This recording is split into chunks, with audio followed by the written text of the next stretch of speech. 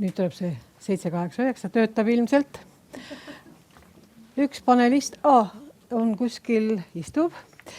Ja selline uhke pealkiri on meil.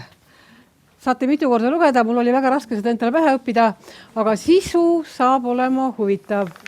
Ja kes mina siis olen, natukene öeldi, ma tõesti tunnen ennast erinevatel maastikel väga turvaliselt, sest tütar on mul kunstnik, sõbrannad tegelevad turismi ja maaettevõtlusega. No, ja siis mina teen ka sealt kuskilt vahepealt kõike muid asju, mis katab ära selleks, et aru saada, mis maailmas toimub. Aga mina ei ole üldse oluline. Meie panelistid tutvustavad ennast ise ja järjekorras tuleme, tüdrukud. Tüdrukud tulevad. Kuskilt tuleb veel üks tüdruk.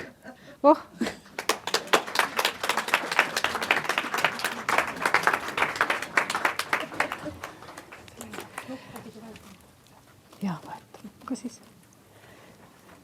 Võtke need kohad, nii et on mugav, kuidas me saame siia istuma. Lühikese inimese pink. Tere. Ja ma tahan küsida, kuidas meil on üks slaidishow. Võite natuke kaarduga panna, siis me näeme üksteist. Kas me natuke ikka jääme siin ette vist? Siit peaks tulema mingi slaidishow'de ühe tutvustusega, et me teaksime siis, kes alustab, aga kuidas see tööle hakkab. Kas meid on kuulda? Tundub, et on. Nii, alustame siis, et saaks selle tehnilise asja ühele poole, et alustame selle inimesega, kellel on meil slaidishow ja kelle käed ei seisa paigal. Nii, palun siis Liis. Aha, ma sain aru, et ma jäin siis ainukeseks usinaks, kes kasutas võimalust kasutada pilti enda tutvustuseks. Ja lihtsalt siia klõpsin. Või tahad siia? 5 minutit paluti ennast tutvustada. Siin olen ma täna kui Lahemaa pärimuskoja perenaine Harjumaalt Kuusalu vallast. Ja sellised hütikesed meil seal hoovi peal on. Midagi täitsa. See noole peale, vaata kõrval. Selle? Siin on mitu noolt. Jaa. Et meil on pisikene pereettevõtmine, mis omakorda siis ongi välja kasvanud ka järjepidevusest. Et olen siin sündinud, üles kasvanud, oma kohustuslikud lennuaastad ära teinud ja tagasi jõudnud. Et suures plaanis vaadates, et kui hakkate kuskile turismipaika minema, esimene lause looduskaunis paik ja on ju looduskaunis paik. Ja pakume inimestele võimalust katsuda natuke päris elu, sest meile endale meeldib vaadata, mis on meie selja taga, mitte sellepärast, et me kardaks, aga sellepärast, et meile meeldib elus hoida meie käsitööd, meie traditsioone, meie pärimust ja seda ka teistele niimoodi võimaluse mööda ampsata anda, et see puudutaks ka teisi inimesi. Ja me oleme sellest loonud endale ettevõtluse. Et kui mina veel käin osaliselt, ma olen tegevjuht Eesti Rahvakunsti ja Käsitöö Liidus, mis ühtlasi tegelikult ei ole töö, sest ma saan päevad läbi tegeleda ainult oma hobidega. Väga hea valik. Siis me kasvatame põlistõugu Eesti lambaid ja täpselt sellise pisikese pundi jagu, et materjal, mis ma sellest saan, jõuan ma ise ära kasutada oma töös ja teiseks müüa teistele. Ja tähtis on just see jutt, võimalus seda edasi anda, et see ei ole masstoodangu kaup kindlasti mitte. Ja on võimalik kududa, heegeldada, aga mina hoian elus just sellist vana muinasaegset nõeltehnikat, et mida tehti ammu ennem kudumist, heegeldamist. Ja abikaasat inistasin ma ära, tõmbasin villase kampsuni selga ja sinna ta jäi. Tema on leidnud enda jaoks rahvapärase puutöö, kus siis ei kasutata elektritööriistu. Ja kõik, mis valmib, olgu nad siis muuseumi koopiaesemed harjutamiseks või sealt edasi juba selliseid ka reaalsemaid praktilisi tarbeesemeid, teeb tema ainult siis nugade, peitlite, kirveste ja kõige sellisega. Liivapaberit ka ei kasutata selles töös. Aga mis me selle kõigega tore ise vestame ja vihistame villa, suured suunad on ikkagi koolitamine, õpetamine, näitamine, grupid meie juures või võimalus kuskil väljas käia ja niinimetatud toode, mida poelettidelt leida, on ka kohati mõni ehk on kokku puutunud, aga musta pässiku seenega tutvusime hoopis muude viisidelt ja sellest on sattunud tegelikult tänaseks pudelis toode, mis on ka üks siis meie selle ettevõtlusringi teema. Aga ennem juba ütlesin, et just see jätkusuutlikkus, pidevus, et siin pildil on 4 generatsiooni. Vanaema, ema, tütar. Et vanuses siin pildil 12–96. Kõikidel näpud sügelevad ja jällegi järjepidevus kaasa noori ja nõnda sa oma sisu edasi annad. Ja minu üks suur suund on ka pulmapärimus. Olen seda uurinud, viljelenud, meie oma pulmad, siin ongi pilt meie oma pulmadest, aga konsulteerime, korraldame, peame loenguid, näitame, tutvustame just selleks, et jälle üks võimalus näidata, et see miskit vana ei ole ainult midagi, mida täna enam kasutada ei saa. Ja Mardilaat värskelt, mis lõppenud, aga kavalalt panin siia uue aasta kuupäevad, et juba kalendritesse saaksite panna, sest ikkagi Eesti käsitöö suurpidu, mida on väga kasulik väisata, seal on nii palju ettevõtlust, seal on nii palju toredaid naisi, ka mehi, et leidke meid.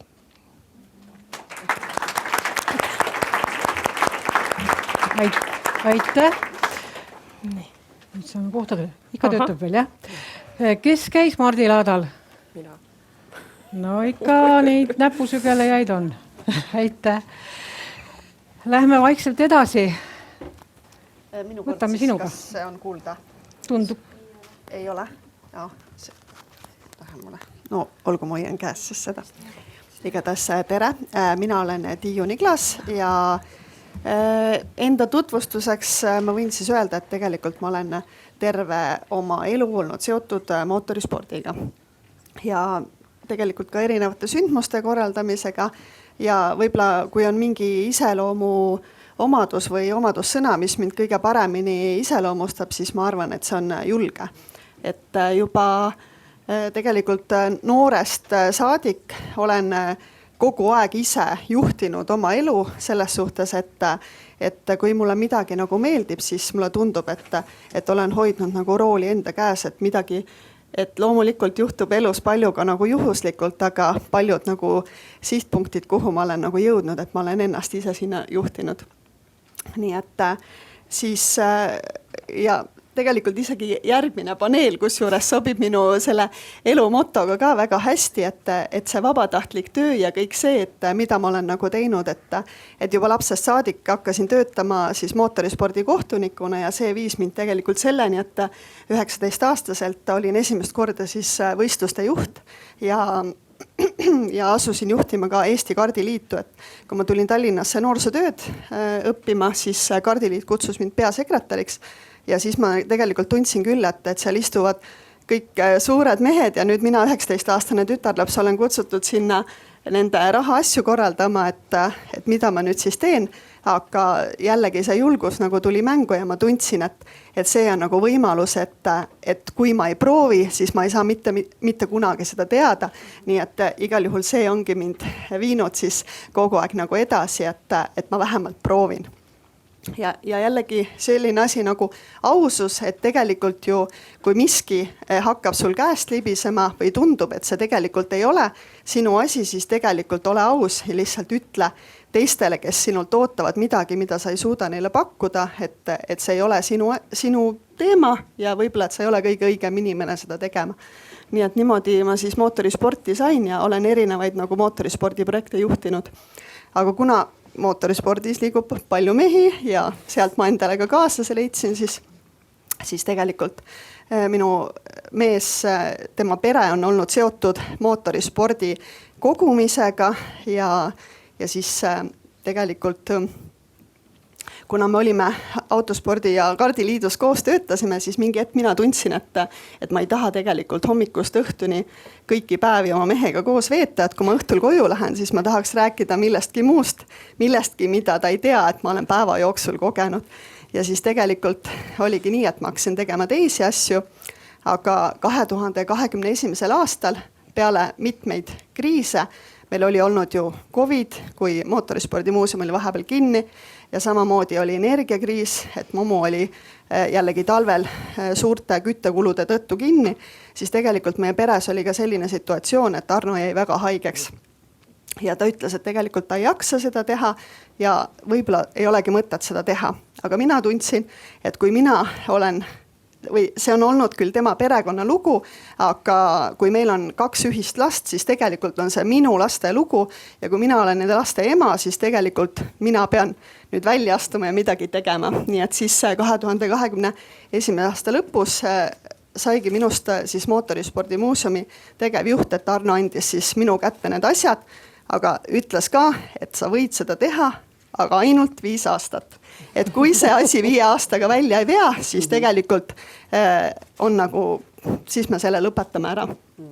Aga mina nagu mõtlesingi, et kuidas seda asja siis teha, et mootorispordis, kui ma varem olin projekte teinud, siis tegelikult mulle tundus, et mehed küll juhivad palju asju, aga mõningaid asju nad ei otsusta. Ja siis mulle tunduski, et me peame looma midagi mootorispordimuuseumi juurde, et naised otsustaksid, kuhu pere läheb nädalavahetusel ja mootorispordimuuseum satuks sinna valikusse.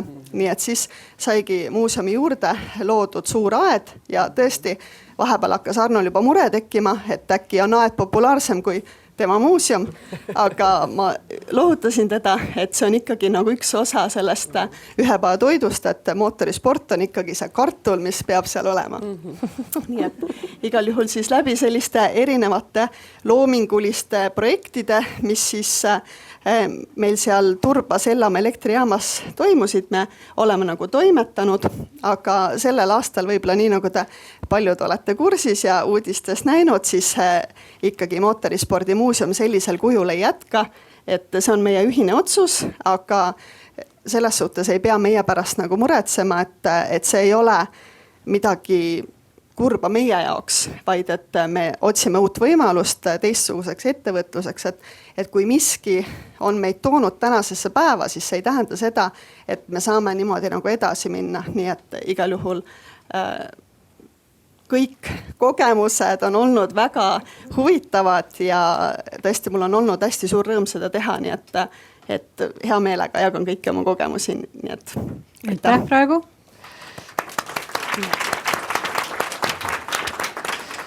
Ja Maarin siis. Ja vaatame, kuidas, mul on ka vist lihtsam äkki käes hoida, sest see on nii pisike jubin, et muidu kaob ära. Ühesõnaga tervist, mina olen Maarin Ektermann, töötan hetkel Eesti Kunstnike Liidu presidendina. Mul on tunne, et tänu Meeri-Kristel Raale te saite juba väga hea sissejuhatuse ja soojenduse kunstielusse. Mitmed väljakutsed olid siin juba esile toodud, aga võib-olla enne, kui me nende teemade juurde läheme tänase paneeli käigus, siis paar sõna enda taustast ka, et olen õppinud kunstiteadust. Ma ütleks, et kunstiteadlast minust ei saanud, et ma olen ikkagi praktik, tegutsenud kunstikriitikuna, kunstikorraldajana, õppejõuna. Ja võib-olla üks selliseid minu tegevuse läbivaid teemasid on olnud tegelikult ka kaasaegse kunsti vahendamine laiemale publikule, et olen töötanud Kumu kunstimuuseumis hariduskeskuse juhatajana ja juhtinud Eesti Kunstiakadeemias üldteooria ainete keskust, mis on selline väikene üksus, mis tegelikult paneb kokku nii baka kui maka tasemel tudengitele ja siis sellised silmaringi ained, mille hulgas on muuhulgas ka ettevõtluse ained tegelikult. Ja ka näiteks Kunstiakadeemia aegadel on olnud palju arutelu, et mis see ettevõtlus on ja kuidas need kaunid kunstid, eks ole, kokku sellega kõlavad. Ja võib-olla viimastel aastatel see rõhk ongi olnud võib-olla ettevõtlikkusel, et millest siis võivad areneda välja nii ettevõtluse sammud, aga et laiemalt võib-olla sellise eluhoiakuna, ma ei pelga seda sõna kasutada, kuigi ettevõtlus kunstide valdkonnas on tihti selline nagu härjale punase rätiku näitamine, et sellega tuleb ka õigelt doseerida seda võib-olla, aga mul on tunne, et üks asi, mis on ka minu roll olnud ja mis ma näen ka edaspidi, võiks olla tõlkimine, et tõlkida võib-olla oma valdkonna tugevusi teiste kompetentsidega, nagu öeldud juba kunsti laiemale publikule. Et selliste tõlkijate või vahendajate võib-olla roll on tegelikult ka üha olulisem selle üldise ettevõtlikkuse võib-olla kui meelelaadi juures. Võib-olla 2 sõna Kunstnike Liidust ka, et tegemist on Eesti suuruselt teise loomeliiduga, kõige suurem on Esitajate Liit, kus on siis minu meelest sellised DJ-d näiteks on seal, keda on see hästi palju, aga Kunstnike Liidul on umbes 1000 liiget, meie liikmete keskmine vanus on nagu elukaare pigem teises pooles, et töötame aktiivselt selle nimel, et noori liituks. Liidul on nagu sellistel kunstnike liitudel siin regioonis päris tihti nõukogude ajast on jäänud kõvasti kinnisvara, et mis on nii õnn kui õnnetus, sest et kinnisvara laguneb ja on küll väga šarmantne, aga nagu amortiseeruv. Aga meil on jah, suur stuudiokompleks Arsi hoones Pärnu maanteel, meil on Vene saatkonna vastas Hobusepea 2, legendaarne Kullasseppade juveliiride maja. Ja siis on ka Vabaduse väljakul kunstihoonet renoveeritakse, aasta pärast on selline üks suur tugipunkt kunsti ja publiku kohtumiseks juures, aga seal kõrval on siis ka selline poolmaja stuudioteks. Kunstnike Liit, et ühesõnaga palju on läinud tavapäraselt sellisele maja haldusele, millest nüüd võib-olla tahaks natuke edasi liikuda nagu inimestega tegelemise poole, et küsimus ka, kuidas seda kunstnikku siis tema elukaare erinevatel punktidel nagu toetada kõige paremini. Meil on ka 5 galeriid vanalinnas, Muhus on üks väike kunstitalu, nii et tegelikult päris palju võimalusi siis seda kunstnikele anda võimalust nende loomingu eksponeerimiseks ja siis ka publikule kunstiga kohtumiseks. Ja see, kuhu praegu me tahame edasi minna, on võib-olla just selline koolituste, mentorprogrammide see suund, et tegelikult ka oleme mõelnud, et peaksime oma liikmeid võib-olla, et ikka kunstnikud kipuvad võib-olla rohkem üksi nokitsema, et teised loomevaldkonnad tihti töötavad ju suurte meeskondadega, aga võib-olla siis kunstis on tõesti see, et sa oledki oma stuudios ja siis kuidagi neid kokkusaamiskohti luua ja võib-olla ka sellist üldist teadmist jagada, et kuidas need lepingud siis tänapäeval täpselt käivad ja mis maksud sa kõik ära maksad, et kuidagi selliseid pidevalt hoida nagu oma liikmeid, kes on väga tublid ja ettevõtlikud, ma arvan, olude sunnil, millest me ka kohe rääkima hakkame niikuinii, aga et natuke siis toetada neid. Ja. Aitäh! Kes mind vähegi teab, see kujutab mind ette täpselt samamoodi praegu vardad käes istumas, et mul on nii raske on hoida kinni nendest küsimustest, kui ma kogu aeg vaatan seda nõelaga kudumist, et see on hea väljakutse. Ja soovitan järgmistele kordadele ka ikkagi naised, võtke lõngakerad kaasa, ärge istuge niisama.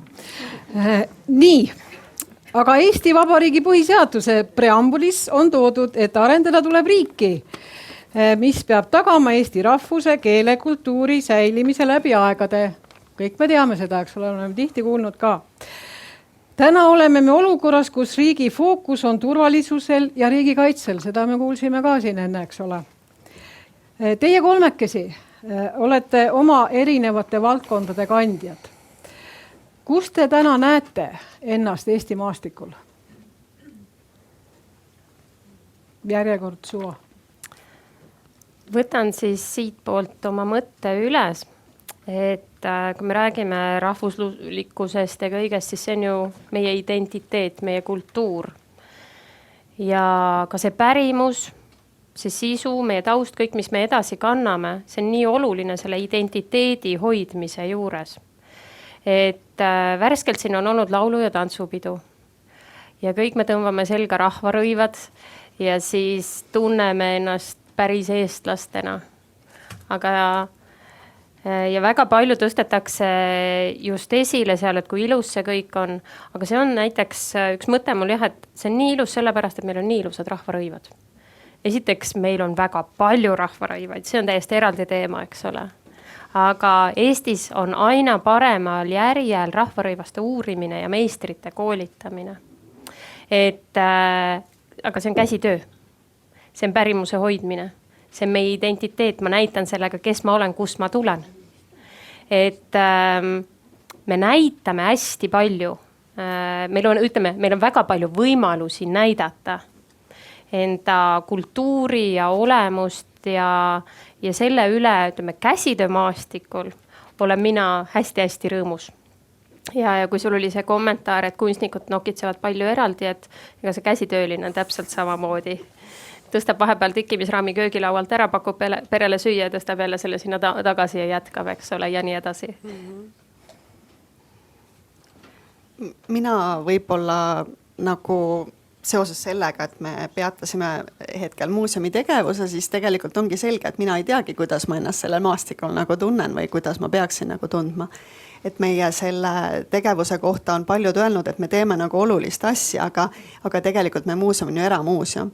Et nii nagu te kenasti kinkisite siin naistele peeglid, et tuleb vaadata peeglisse, et siis ma saan aru, et ma teen küll olulist asja, aga ma mõtlen, et kas see on nagu minu asi teha, et selles suhtes, et kui seda toetust ma tunnen, et jääb nagu väheseks, siis kõigepealt nagu tegelikult nagu esile ma pean nagu tooma ise ennast, et ma pean mõtlema, et mida mina tahan ja et ka minu aeg ju tegelikult on piiratud, et raha tuleb ja läheb, aga aeg on ju see, mis saab meil kõigil otsa.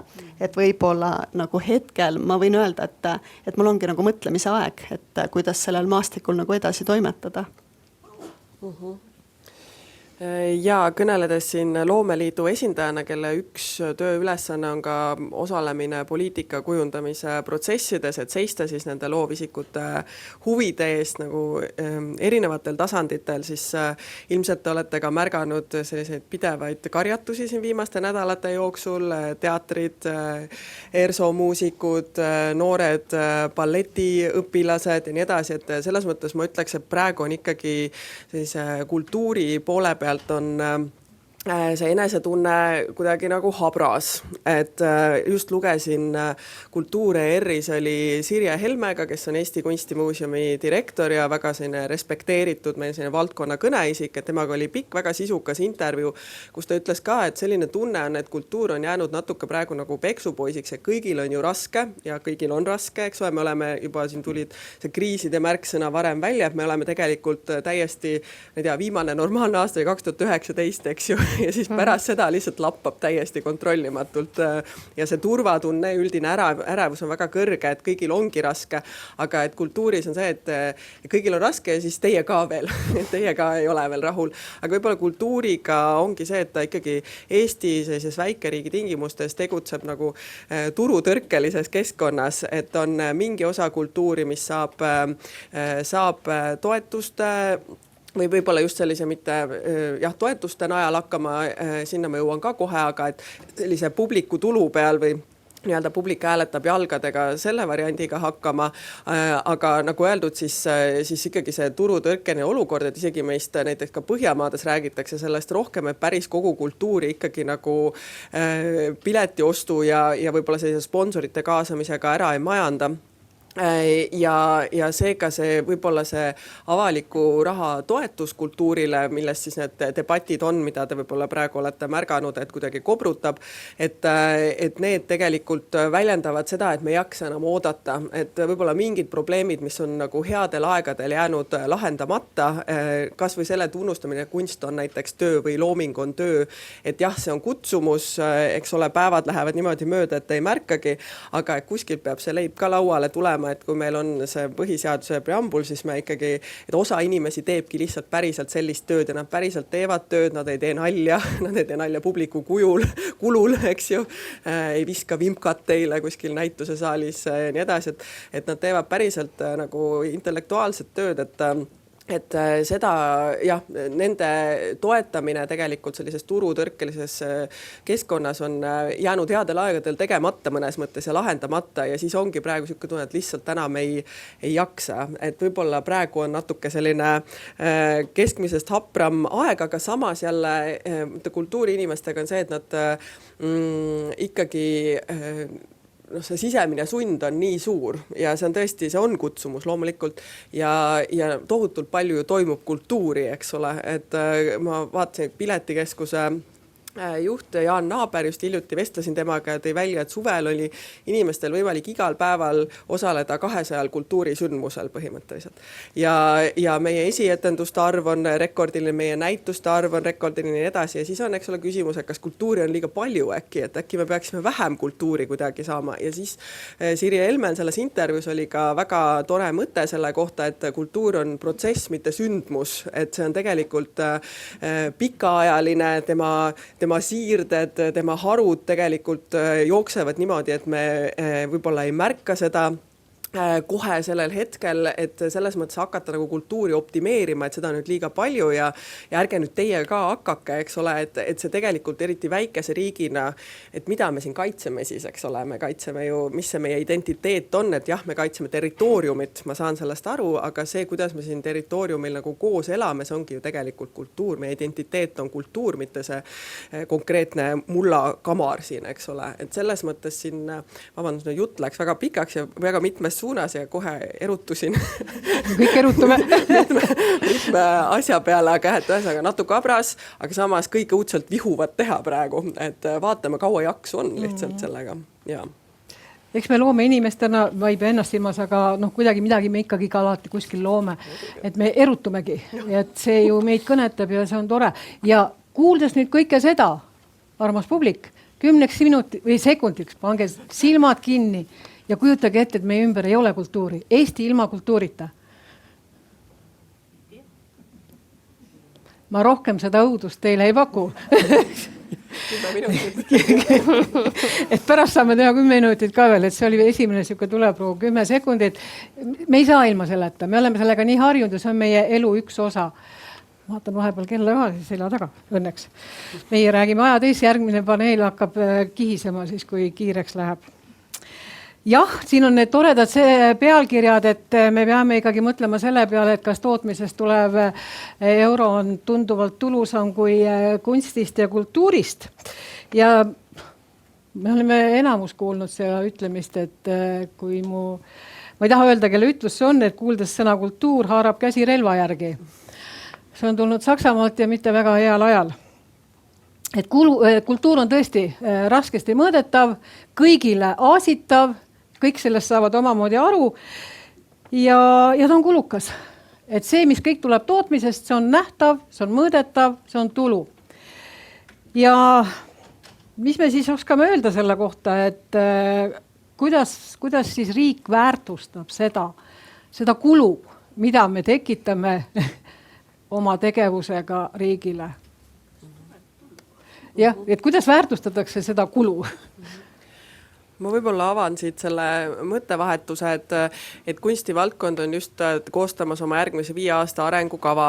Teist korda juhtub selline koosloomeline protsess ja seal me just oleme hästi pikalt arutanud selle üle, et kultuur loob sidusust ja see on natuke, mida ma juba enne mainisin või avasin, et tegelikult kultuur ongi tegelikult riigikaitse ja see identiteedi loome, kogukonnatunne, küünarnukitunne, solidaarsus, valmidus, tegelikult see tulebki kultuurist ja see ongi riigikaitse. Aga lisaks siis sellele, sellest saab siis meie valdkonna üks selliseid teese lähemaks 5 aastaks, et kultuur loob sidusist, kuidas me siis saame seda luua, kuidas jõuda suurtest keskustest väljapoole, rohkem regionaalsele tasandile edasi, need on meie väljakutsed. Aga me otsustasime, paneme sinna ka ikkagi ühe sellise ka väga heaka lause, et kunst kunsti pärast, et me ainult tegelikult ei õigustaks kogu aeg meeleheitlikult enda olemasolu. Et on aru saada, et me oleme mõnes mõttes nagu noor kultuuririik, eks ole, noore kogemusega. Meie kultuurikiht alles kogub ja kasvab ja otsib ennast ka ja inimesed tegelikult otsivad enda suhet kultuuriga pidevalt ja eriti peale 90-ndaid neid kultuurivorme on ju nii tohutult palju ja kaasaegne kultuur on eksperimentaalne, segadusse ajav, pöörane ja nii edasi. Et nõuab tegelikult ka publikult päris palju julgust, et sellega oma suhe luua ja leida sellest paljususest tegelikult. Meil ei ole ju kõik tipud ei ole välja selginenud, eks ju, kui me mõtleme renessanssile, siis seal sajandid on teinud selle filtreerimise töö ära, aga me praegu peame seda tegema. Et selles mõttes et me ei pea kogu aeg ennast, me peame olema debattides kaasas ja me peame olema laua taga nii-öelda võrdse partnerina. Aga me ei saa kogu aeg õigustada ainult seda, et teie olete nagu kulu ja loomulikult nii palju numbreid, kui saame, peab kokku ajama, aga ühel hetkel minu meelest tuleb ka lihtsalt öelda, et see on üks sama eriline nagu teised valdkonnad ühiskonnas ja ilma selleta ühiskond lihtsalt seda sideainet ja seda intellektuaalset nii-öelda arengut ei toimu lihtsalt. Jälle läks natuke pateetiliseks, aga võib-olla ma annan kähku sõna edasi. Et muuseumid ja eramuuseumid. Jah, aga mina nagu rohkem mõtlen seda, et tegelikult nagu üks ei välista teist ja tegelikult on nagu mõlemaid vaja, et tegelikult võib-olla see märksõna on siin koostöö, et need erinevad valdkonnad teeksid nagu koostööd, et võib-olla see loomemajandus või see, et tõmbab siukse nagu keeristormi käima ja siis et see paneb nagu protsessid liikuma, et mina ise nagu nägin, et kui me Turbas Ellamäe elektrijaamas seda muuseumi tegime, siis tegelikult mulle väga meeldis, kui väiketootjad tõid oma toodangut meile muuseumisse müüa, sest et tegelikult kui sinna tuleb turist, siis tema tahab ju seda, mis on kohalik ja tegelikult mulle meeldib väga see mõte, et luues midagi, me tegelikult ei peaks mõtlema mitte nagu teistele, vaid iseendale, sest et kui meile tuleb ka välisturist näiteks, siis ta tahab ju näha seda, mis meile meeldib, mitte seda, mida me oleme tema jaoks välja mõelnud. Nii et selles suhtes, et ma arvan koostöö ja ma olen ka koostöö osas mõelnud seda, et koostööd ei tee mitte organisatsioonid, vaid tegelikult koostööd teevad inimesed, et ikkagi kõik see on nagu inimeste vaheline pidev protsess, mis nagu loob tulemuse. Käsitöö ja pärimus ja kõik seal ümber, ühest küljest on ta kultuurinähtus, teisalt on ta täielik ettevõtlus. Et mul on täna noor töövari ja ma lugesin talle tänased küsimused ette. Ja kuskile vahele ta pikkis kohe sellise kommentaari, et käsitöö, need vanad inimesed teevad ja et üks asi, millega me peame väga palju kultuuritoimetuste juures paistab sama asi, et noorte jaoks on see ikkagi kohe ettevõtte juhtideks ja suurteks rahasummadeks peaks asi minema, et kultuuris neid ei liigu tõenäoliselt väga meie kõikide kogemuses. Aga et kuidas kummutada ka noorte seas seda, et riigi kasu on ka see juba. Et Käsitööliidus meil on selline projekt Meisterkooli. Küsime rahastust Kultuurkapitalilt ja saame siis vähekülastusi 24 vist on neid. Saame siis koolid tellivad ja saadame käsitööettevõtja rääkima oma tööst, et see on töö, kullakene, see ei ole õhtune teleka ees vanaema sokivudimine, eks ole. See on päriselt töö ja sa saad selle näiteks valida endale elu suunaks näiteks kohe peale 9. klassi, kui sa pead hakkama eriala valima näiteks. Sa võid seal valiku teha hiljem. Aga suur asi, millega me peame täna tegelema, on käeline oskus üleüldiselt, mis ongi ka jälle riigikaitse ja kõik sellega seonduv. Aga OSKA analüüs 2020 ringis sinna ette peale 64% Eestis olemasolevatest ametikohtadest nõuab käelist oskust. Koolis käelist oskust arendatakse 1 tund nädalas, aga paneks matemaatikat juurde, eks ole. Droonide ja selliste väikeste mingite nende mingite asjade kokkupanijateks ostetakse sisse pärltikkijaid, sest nendel on eriti täpne silm, eks ole. Kirurgidele, arstide kaudu tuli mulle see, et kirurgid tulevad koolist, on väga targad, teavad, kui palju on närve, kuhu nad kõik jooksevad, aga kui on vaja siis tunnis harjutades need 2 otsa kokku panna, nad ei saa hakkama, sest see on füüsiliselt kätetöö. Seda ei ole arendatud õigel ajal, seda 3-nurka aju, süda, käsi, eks ole, mis peaksid koos töötama. Ja see on ka juba ohukoht. Meie noored ei oska ilusti kartuleid koorida, selleks, et ta ei ole oma kätt liigutanud terve elu. Meie kirurgid varsti ei oska meid ilusti kokku õmmelda, tuled sellise päris kena tegelasena võib-olla kuskilt operatsioonilt välja, sest ta teab täpselt, mis sul seal kõhus on, aga kuidas see kõik ilusti kokku panna, et kirurgide seminaril või konverentsil Iirimaal oli töötuba, kus tikkijad õpetasid neid erinevaid võtteid tegema. Et see on näiteks ka üks ohukoht ja riigi kasu, kui me paneme oma noored neid käsi liigutama 30-selt alustades võid ka saada väga heaks käsitööliseks, aga su ajukäärud ei arene samale tasemele, kui sa lased seda teha juba põhikoolis, algkoolis ja seal vanuses. Mulle meeldib see, et minu lapselaps 13-aastane käib Tallinnas avatud koolis ja neil on projektimajandus, nii nagu need tänapäeva õpped käivad, siis neil on seal grupp, kes tahavad teha käelisi tegevusi, 15 last, nende hulgas 6 poissi, kes koovad. Minu lapselaps ka. Ma olen selle Kihnu vedanud kudumisfestivalile kaasa, talle väga meeldib, et lihtsalt võimalusi ei ole ja peab olema alati see eeskuju, kes tirib, tõmbab, näitab ja kui mina kogu aeg koon, siis igal juhul jääb külge. Aga nii palju siis sellest, et on häid näiteid ja kui seda toetada, siis see asi toimib.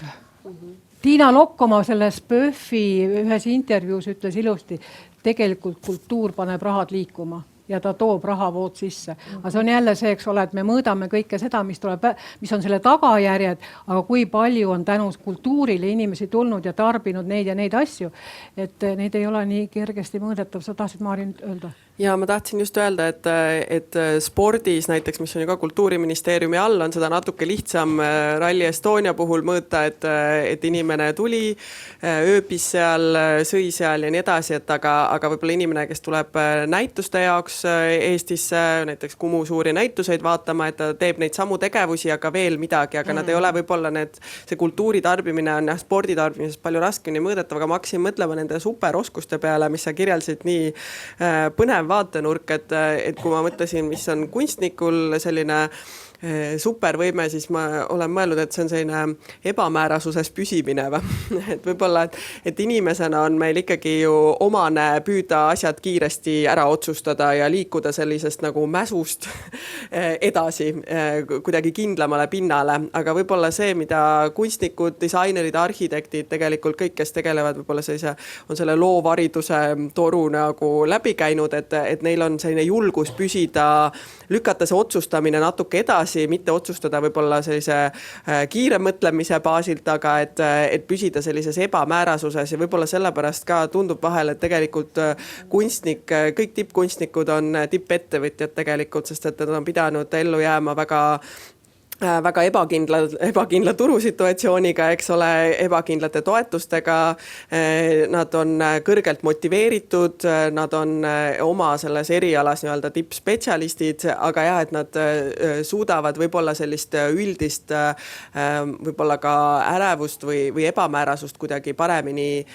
taluda. Võib-olla see on ka asi, mis sellise loovvaldkondadega tihedamas kokkupuutes tegelikult ka lihtsalt näitustel käies imbub inimest, et võib-olla me otsime kogu aeg nii-öelda vastuseid küsimustele, mis meid ühiskonnana painavad, meil on nurjatute probleemide selline suur ajajärk, eks ole, kus ei olegi häid mustvalgeid vastuseid, aga et võib-olla mida kunstid annavad tegelikult on jällegi see võib-olla teatav nagu selles ebamäärasuses või ärevuses nagu mugavalt püsimine ja nagu öeldud, siis minu meelest seda annab tõesti ka lihtsalt näituste külastamine, kus sa pead juba väga palju publikuna otsustama kas või seda, et kas sa lähed paremale või vasakule või kaua sa seda asja vaatad või miks see punane on või nii edasi, et tegelikult selline treening ma arvan, et see käivitabki mõnes mõttes seda loovust ja just seda, et kust tulevad nagu need tuleviku küsimused, mida me isegi praegu ei oska küsida, eks ole, et me ei saa kogu aeg oma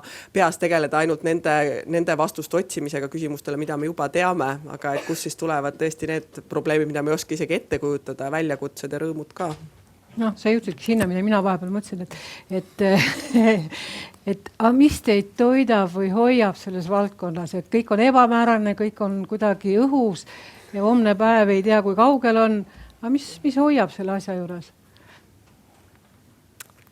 Võib-olla see tegemise rõõm äkki või tihti ka see vabadus, et looming on ikkagi ju selles suhtes nagu vabadus, et sa saad ise nagu otsustada ja nagu teha oma sisetunde järgi ja ikkagi need võidud, mis sellest nagu tulevad, on ikkagi nagu inimesena väga meeldivad.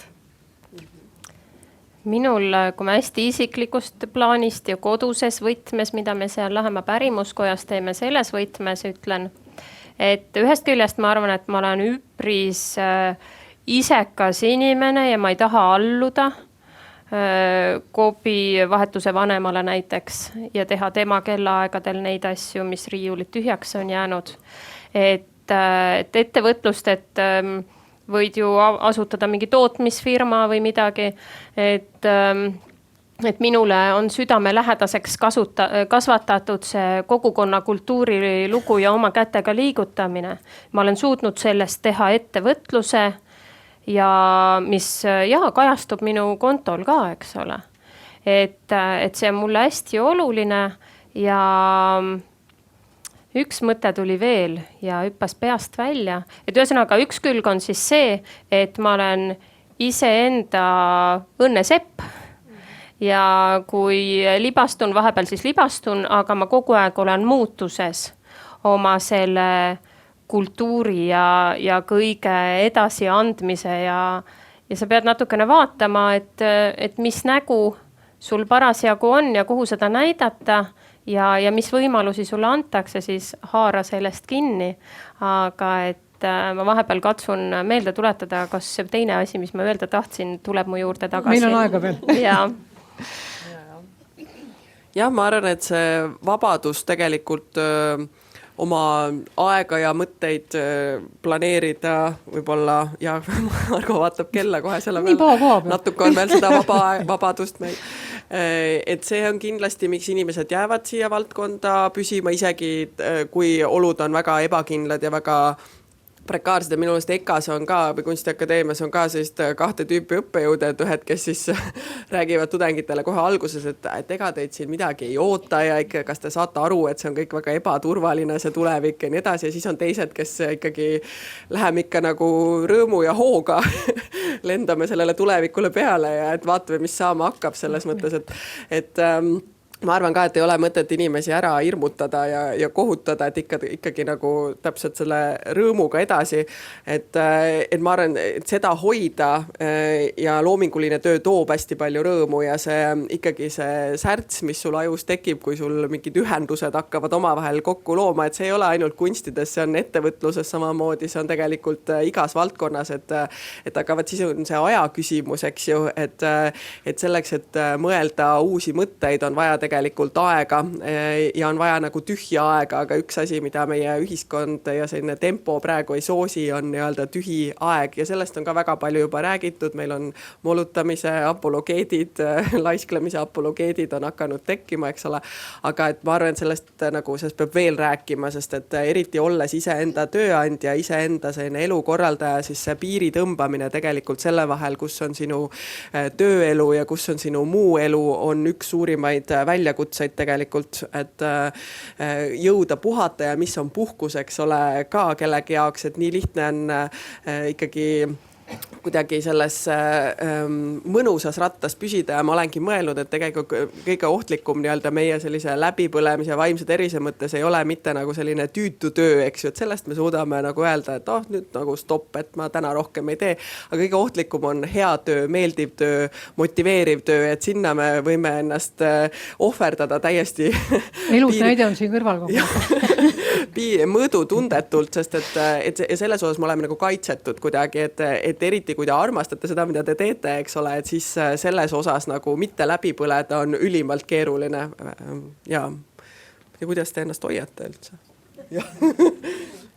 Mina võib-olla tahtsin ühte asja öelda, et ega siin ju saalis kindlasti täna ei ole ainult loomingulised ja loovad inimesed, vaid ka need, kes nagu toodavad, et mina arvan, et kõige olulisem on nagu mõistmine, et teineteise mõistmine, et me aktsepteerime teineteist sellisena, nagu me oleme, et ju tootvad töökohad vajavad ju samamoodi loomingulisust ja loomingulisust vajavad need, kes selle lõpuks nagu ära vormistavad, nii et võib-olla lihtsalt, et olla nagu avatud meelega ja püüda nagu pigem ikkagi mõista. Ja et kindlasti ei taha vastandada kedagi, seda vastandamist on praegu ühiskonnas nii palju, et selles mõttes, et tegelikult kui sügavamale vaadata, siis on ikkagi pigem nagu sellised seosed ja üleminekud ja koostöö. Liis tuli sul meelde? Jaa, tuli meelde ja see juba siit tuli tegelikult üles ka, et märgusõna õhin, et väga palju hakkad südamelähedase asjaga tegelema õhinapõhiselt, millal see ükskord sulle tagasi toob, eriti loomemajanduses. Et ja siis tekitatakse mingeid kogukonnagruppe ja mida kõike vaja on, aga keegi ei tasusta seda, see on kõik õhina pealt. See on samas teisest küljest nii oluline, et seda piirkonna kultuuripärandit ja kogukonda ja kõike elus hoida ja rohkem tutvustada. Ja siis sa hakkad mingi aja jooksul, mõni kustub paari kuuga, mõnel läheb 10 aastat, aga sa näed kustumist ühel hetkel, kui seda õhinat ei toideta ja toetada. Et ütleme, et selle loomeettevõtluse aasta 4 ägedamat kuupäeva on 20 veebruar, mai, august, november. November kohe tuleb, kust ma tõusin ennem siia tulekut arvuti tagant, kirjutan Kultuurkapitali projekte. Ja nüüd jooksen tagasi, 2 päeva on veel aega, et loomemajandus elab Kultuurkapitalist Kultuurkapitalini, et see on tegelikult hästi oluline toetus, et kõike seda saaks ära teha. Aga jah, et seda õhinat ei surutaks alla igasuguste reeglite, bürokraatia ja ringidega ja mina teen ka mingid valikuid juba ette ära, kas või mingid, võtame siis selle ettevõtlusraha selle poolega. Ma isegi ei saan tuttavaks, ma ei hakka seda projekti isegi kirjutama, sest see surub mu õhina juba enne nii alla, et mul ei ole seda vaja. Kui siin tuli jutuks, et vastandume, korraks vastanduks ikkagi, et tootmises me tegeleme kogu aeg keskkonnasäästlikkusega, kuhu paneme kõik need jäägid ja kõik, ühesõnaga tarbime rohkem kui tarvis kõike muid produkte seal kõrval. Ja kui ma väidan nüüd, et loomemajanduses ja kultuuris on hoopis vastupidine olukord, et me keskkonnasäästlikkusega ei pea väga palju tegelema, sest me niikuinii säästame sealt kõike ja me oleme jätkusuutlikumad, et kas see väide on okei, sobib, on... Ma mõtlesin selle peale ja mulle see väga ei sobi või nagu selles suhtes, et ma ei ole võib-olla sellega nõus selles suhtes, et iseenesest ei ole mitte miski jätkusuutlik. Et selle taga peab olema nagu teadlikkus ja tegelikult ka nagu tootmise ettevõtted, selles suhtes ettevõtluses sa ka ju ei taha midagi laristada, selles suhtes sa vaatad, kus su kas või energia tuleb või kuidas sa nagu oma seda kas või hoonet ehitad või kuidas, et nagu mina arvan, et mõlemat on kindlasti võimalik teha ja keskkonna säästlikult, kui selle peale mõelda. Mina kohe vastandun selleks, et võtame siis tootmise, sa pead hakkama looma, sa pead looma eeldusi, sa pead materjali füüsiliselt koguma, aga kultuur on olemas. Sa ei pea mitte midagi looma, su üks jalajälg jääb selle pealt juba tegemata, et ta on olemas. Sa võtad ja kannad edasi ja kui õhin sai otsa või mis iganes, sa jätad, aga sa oled teda jaganud ilma ühegi märgita. Ja kui me võtame siis siia juurde pärandliku käsitöö ja selle poole, naturaalsed materjalid, väga pikk eluiga, ei ole masstootmist, ehk et väga jätkusuutlik, väga keskkonna säästev. Ja ma vist teen see kuhugi 2 vahele nüüd, et sellega on nii ja naa. Ma arvan, et palju, et kultuuris, ma arvan, ollakse olude sunnil, vaesus teeb väga nutikaks ja väga säästlikuks ja taaskasutavaks, seda küll. Aga näiteks kunstis on, ütleme, see kaasaegne kunstielu on ikkagi väga rahvusvaheline ja et olla selle valdkonna professionaal, siis on eeldatud, et sa külastad näituseid ja näitus on ikkagi nagu sündmus, kus sa pead kohal olema kogu oma kehaga, kõigi oma meeltega, eks ole, et tajuda neid objekte ja nii edasi, et sa võid seda dokumentatsiooni pärast online'ist vaadata, aga ütleme, et professionaalina ikkagi sa peaksid reisima päris palju ja see on olnud näiteks valdkonnas ka kõne all, et kui palju me siis mitut biennaali, mitut triennaali, mitut suurnäitust ja nii edasi sa siis külastad, et see on näiteks üks selline teema. aga nii palju, kui meil valdkonnas on olnud näiteks arutelusid, siis tegelikult seda vastutust nagu jätkusuutlikkuse eest ei tohiks panna nagu üksikisikule või nii-öelda üksikkunstnikule, pigem see on nagu institutsioonide ja organisatsioonide vastutus, et kuidas nemad neid ressursse kasutavad ja haldavad, et tõesti, et tegelikult Eesti näitusasutused on natuke aeglustunud oma tempot, et ei ole enam nii palju uusi produktsioone tegelikult aastas. Vaatame, mis nüüd teatrid teevad, eks ole, neil on see esietenduste ratas on tõesti päris hoogne ikka veel. On palju olnud valdkonnas, kas me saaksime selliseid ülejääke kuidagi koos mingi kesklaona lahendada, et võib-olla kunsti tegemine ei alga sellest, et ma mõtlen, mis, ma ei tea, metalli puitu mul karkassiks vaja on, aga et ma lähen sinna lattu ja vaatan, mis seal on ja siis hakkan mõtlema, eks ole, et selliseid asju on. Aga selles mõttes ma pean ütlema, et mul on tunne, et sellise tööstuse kõrval on tegelikult kultuuris üsna nagu jah, et sa jääd nagu jõuetuks mingil hetkel, et sa võid neid oma vastutustundlikke samme teha ja taaskasutada, aga ikkagi kui ma käin mingilt ehituselt mööda, mis materjalid, ma ei tea, pakkematerjalid, eks ju, mis lähevad kõik, ma loodan, et lähevad tänapäeval juba nagu taaskasutusse või ümbertöötlemisse, aga ikkagi, et mis on need materjali hulgad, inimeste hulgad, tegelikult energia hulgad, mida me kuskil hoiame, et kultuur on selles mõttes tõesti kõige ökonoomsem, et see kasutegur ja selline jalajälg on ikkagi, ma julgen öelda, väga viisakas. Ja. Kas saalist on küsimust? Te kahisete, nii et äkki teil on juba tekkinud arutelupunkte meile. Kui ei ole, siis mis oli see? Anname ikka aega. Jaa, inimesed saavad mõelda. Oma 10 sekundit jälle. Ega meil rohkem ei anta midagi. Tuli ära. Tere, aitäh. Küsin niimoodi, et kes on teie klient täna kõigile? Ja teiseks küsin seda, et kuidas te tunnete ennast, kui siin Tallinnas öeldakse, et kuulge, nüüd meil on üks suur kokkuhoiukoht, me jätame kõik igasugused ilulilu seal maapiirkonnas ära, et vot nüüd meil õnn tuleb meie õuele ja me näitame ennast hästi kokkuhoidlikena.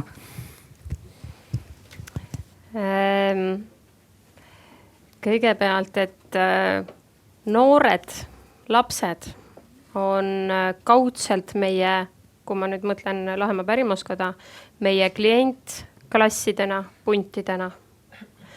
Aga täiskasvanu on väga suures pildis juba individuaalklient, sest eriti selline 30-40 pluss, kus ta hakkab juba rohkem mõtlema karjäärist väljapoole oma heaolule ja vaimsele tervisele ja leiab, et kui teraapiline on käega liigutamine ja see ongi see molutamine, see aega iseendale võtmine, et siis nad leiavad tee meie juurde ja tulevad nendele aastastele koolitustele ja olemistele.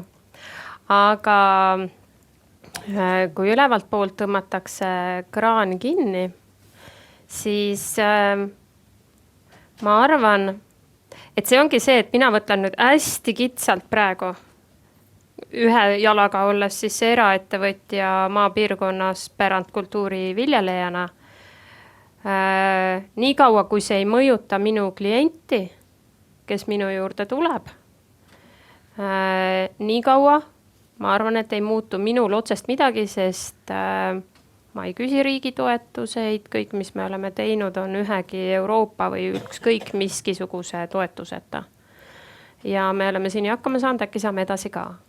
Aga kui ma nüüd räägin kui käsitööliiduna, siis käsitööliit Eestis olles oma valdkonna katusorganisatsioon, olles Kultuuriministeeriumi toetuse all, et ma üldse palka saaksin sealt, ülejäänud asjad me teeme oma finantseeringut teenime ja teeme siis neid projekte, millest ennem juttu oli. Et juba praegu meil läks isegi hästi 5%, et Eestis on väga hästi läinud, Soomes tõmmati 25% alla käsitöö katusorganisatsioonidel ja Rootsis ja seal on see ulatub veel suuremaks juba aastate jooksul. Et meil on täna läinud hästi, aga see tänane 5% annab ka ikkagi kohe tunda, eks ole, et kohe vaatad pisiasjad kõik üle, nii et kui sa mõtled, et mind üksikisikuna see jah, et lööd jalad, viskad aga puid ahju alla edasi ja keerad jalad teisele padjale, eks ole, ja nõelud siin edasi, lambad jooksevad ringi, vill tuleb, eks. Aga teisipidi meid mõjutab seda, mis toimub, eks ole, peade kohal, pluss meie kliendi taskus. Et siin on nagu nii palju nurki.